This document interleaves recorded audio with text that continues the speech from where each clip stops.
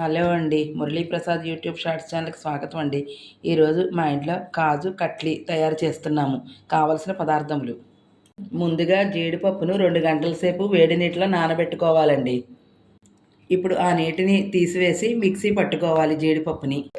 ఇప్పుడు జీడిపప్పుని మిక్సీలో వేసి మెత్తగా పేస్ట్ చేసుకోవాలండి.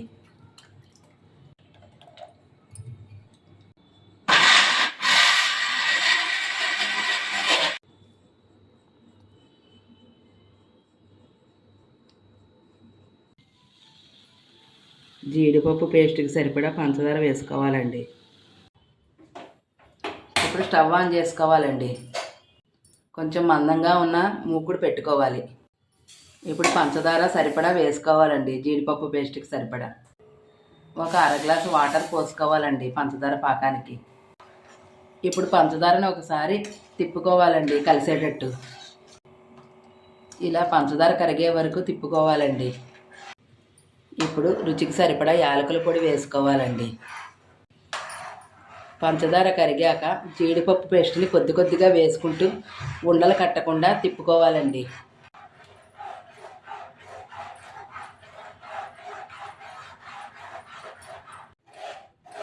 ఇలా అడగంటకుండా తిప్పుకుంటూ ఉండాలండి.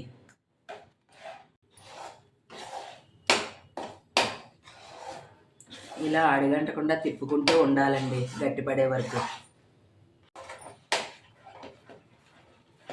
ఇలా ఆగకుండా తిప్పుకుంటూ ఉండాలండి అడగంటకుండా.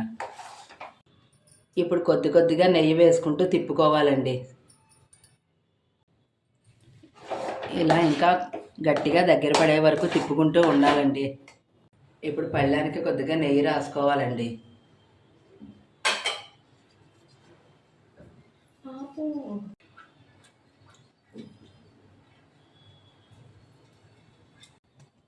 కాజు కట్లెట్ తయారీ అండి. దీన్ని నెయ్యి రాసిన పళ్ళల్లోకి తీసుకోవాలి.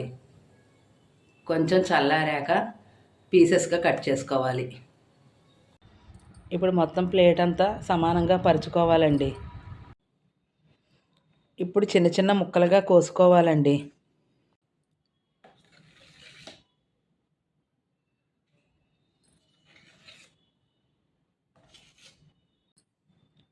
కాజు బర్ఫీ కట్లెట్ అండి. ప్లీజ్ నచ్చితే లైక్ చేయండి, షేర్ చేయండి, సబ్స్క్రైబ్ చేసుకోండి. మా ఛానల్ను ఆదరించండి.